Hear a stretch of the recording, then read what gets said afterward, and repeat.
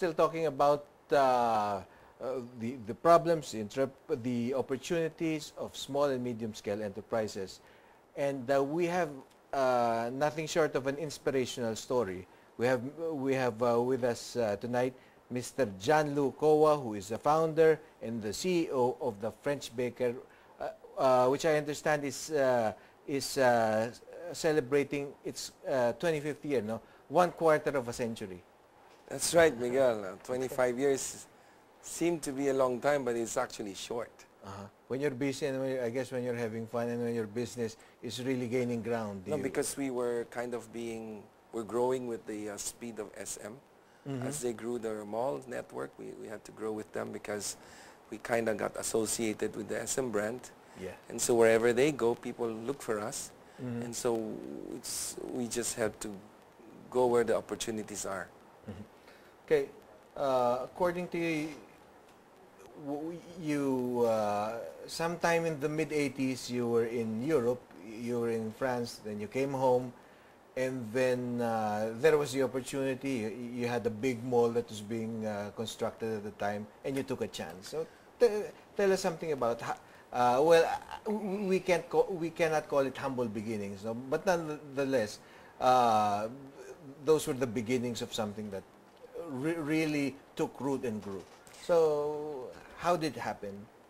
Well, at that time, I was teaching at the UP College of Business Administration, Diliman. Okay. And I was already handling MBA's courses. My area was on business policy or strategy and marketing. So you must have been awfully young back then. Well, just mid-20s. Okay.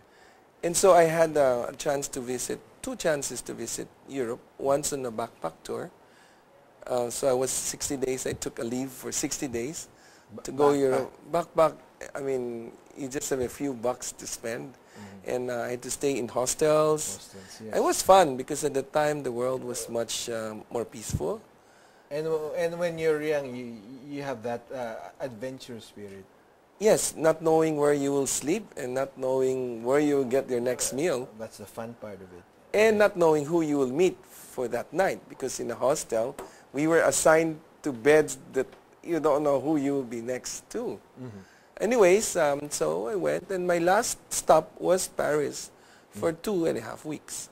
I made sure that from Paris 2.5 weeks, I would take Philippine Airlines coming back home.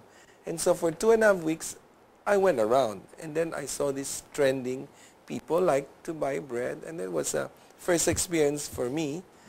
And I carried that insight with me and that memory back home. The smell of bread in the morning. Not just in the morning. In Paris, it's any time of the day. And as a tourist, the nice places at that time I could recall would be the Louvre. And then across the Louvre, you have the left bank. The left bank would be all the old shops, the antique places, the antique paintings, whatever. On the right bank will be the expensive part, whatever. So in the left bank are the cheap hotels, hostels, and entertainment places. And so I kept seeing these beautiful bake shops, boulangerie they call, and that's the most inexpensive way to have a meal. Cheese, bread, an apple, or an orange, and that's a meal. And that sort of, that was the texture, that was the color of Paris for you?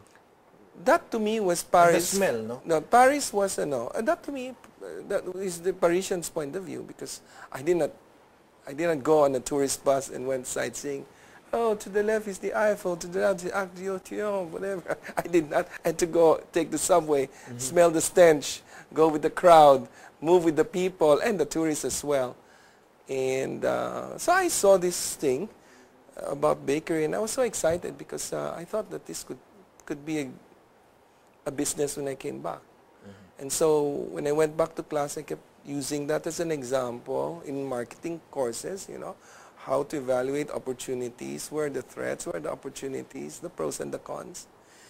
And so when the opportunity presented itself in 1989, when Schumart wanted to build the second most beautiful mall, of course, next to the SMCT main mall, I was invited to go in. And as a marketing professor, I looked around and said, okay, if I were to join the fast food industry or the quick service industry, which category can I be first in? So you used your academic know-how to. So it was a very technical business. I mean, businesses have the technical side of it, but there's also the artistic, Yeah, it's side given. The product was given, but this is now the analytical part, the feasibility part of doing business. So you want to go in from the point of view of differentiation, the point of view of can I be first in this category? And so at the time, the market was very simple. It's very either you're a simple. burger or a pizza or cream cake. Now everyone a wants to be a chicken. chef, and everyone wants to open their Yes. own deli or their Exactly. own bistro. Now it's very, very Complicated. differentiated. Oh, So you want to even buy a cheese, you go to a cheese seller. You want to buy cracker, you go to a cracker seller. But if you go to French baker, you get authentic French bread. I mean, Yes. not just a French bread. You know, and Miguel, baguettes. I'm glad you asked me that because I just realized that for 25 years, I've been doing it traditional way. Traditional ways to mix the dough, flour, water, salt, and yeast, and no more than that. Let the dough grow old and ferment like wine, but it is just half a day, and then you bake it, get the aroma, the crust, the crumb, the texture, all. So they get a little bite of Paris when they. More than just a bite of Paris, they get the real taste of Paris because we kind of put many things together. But Paris can be more than that because you can never replicate the City of Lights. But Paris in the sense that many times, for example, you get a beautiful kind of rougi pate. You got to find the right bread to go with it. Diba? People give us rougi pate. Although you don't get the. If your selection is wrong, you don't get quite the impact. Yeah, because the cake. bread and whatever you put Have to on go it together. have to go together. Okay, so since we're assuming a lot of young and not so young entrepreneurs, fledgling entrepreneurs are watching us, any tips from someone who's been there, seen that? Well, I have not seen everything, but going in entrepreneurship is definitely not a walk in the park. Beware of many pitfalls, the ups and the downs. It's an averaging process where you want to go high average. The other thing also is learning comes from every direction. Learning comes from people you talk to. Learning comes from your insights, observation, experimentation, trial and error. This is all learning. And learning comes also from your competitor. Look at them, feel them, taste them, watch them, admire them. When you went in, the landscape, the competition was very simple. You didn't have. You were practically a standalone. There were bakeries then. There were probably a few that I can remember, but French baker, at least in the mall circuit, was pretty much it. But in the years, the decades since, there's been an explosion of restaurants and, of course, joints selling pastries, bakeries, and what have you. So how do you remain fresh? How do you remain competitive in a market that likes new stuff? Well, first of all, you have to understand where you're coming from. I mean, the people that want you. So you can never be able to impose upon a market segment that does not welcome you. I'm very focused on middle and upper middle class segment in a shopping mall. I always go for the most premium location, premium or nothing. So you'll never find me on the third floor, the second floor, no way. You'll never find me basement next to the toilet, no way. But What's premium? Premium is where the hordes of people pass. That's the EDSA. That's the main It's the avenue. ground floor. Ground floor. That's why for many, many years, we're in the Shoemart Mall. We're always at the main entrance, greeting people as they come in. And because of that, we did our best to do whatever the mall wants us to do. You know, some marketing guy told me once that one of the strategies, the tactics that SM uses is always let the aroma of their food sort of float around the mall, no? Because that triggers something, that triggers the people to salivate, people to want to buy. Do you believe in that sort of thing? I think it just came naturally because when our shops were open, and then as you bake, the smell of bread wafts out into the store. I mean, how can you stop nature from, moving around, at least the aroma? Oh, okay. All right. And I understand that the French baker, for its 25th anniversary, has a Visit Paris in Summer promo. So maybe you can share that thanks, with us. Miguel. Thanks for giving me the chance. After 25 years, I was able to come up with a program to allow my customers a chance for 500 pesos single purchase receipt, a chance to win a trip to Paris, business class by Etihad, tours organized, business class. Oh, wow. The tour, 10-day tour to Paris and France, organized by Raja Tour using Insight Vacations. This is the top-rate, first-class tour package that anybody can buy from the Philippines. And this is for a family of 4. So this is not 4 tickets for 4 different winners. No, this is for one winner who gets to bring either his spouse, his kids, or his parents, or siblings, or barkada. Yeah. So this is one happy vacation. Grand vacation, and tax paid. Tax paid by Raja. Okay. The donor's tax. They take care. Raja Tours took care of it. Okay. So some more insights for our entrepreneurs out there. I mean, no one starts a business thinking that they will run into tough times, no? But were there tough times for? Of course, there are tough times.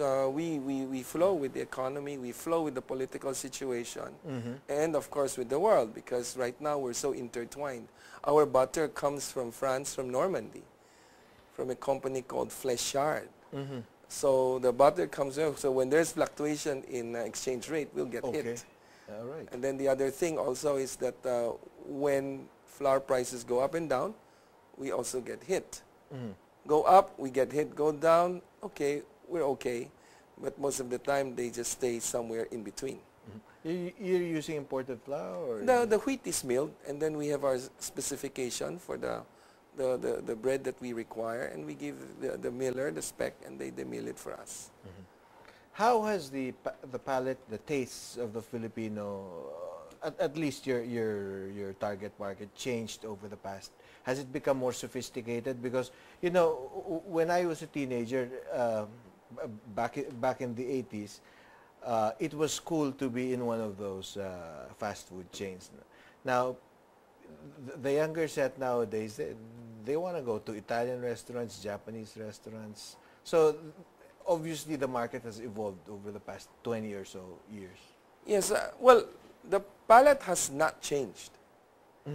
Meaning to say, I think Filipinos are still saucy eaters. You have a steak, they'll say, "Miss, wala bang gravy?" Okay. You have lechon, "Miss, Sauce. saan yung sarsa?" You have a roast beef, where's the steak? Where's the sauce?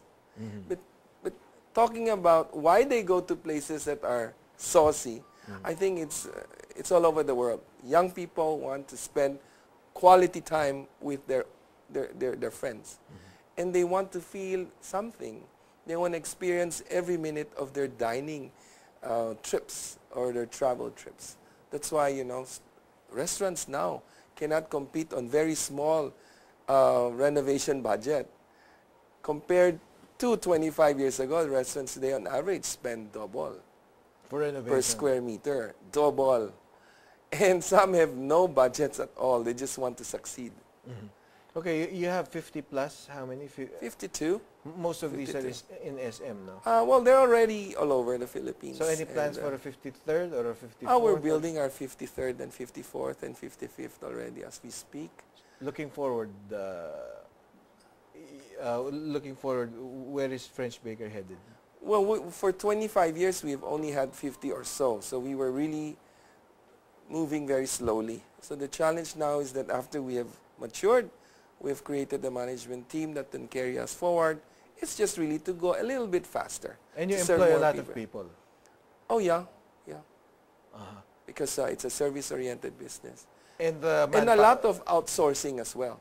the manpower is there The because manpower. of this trend towards being chefs, being Yeah, it's much easier now to get people because they know. it's classy now to. Now at least people know that there are 14 cooking methods.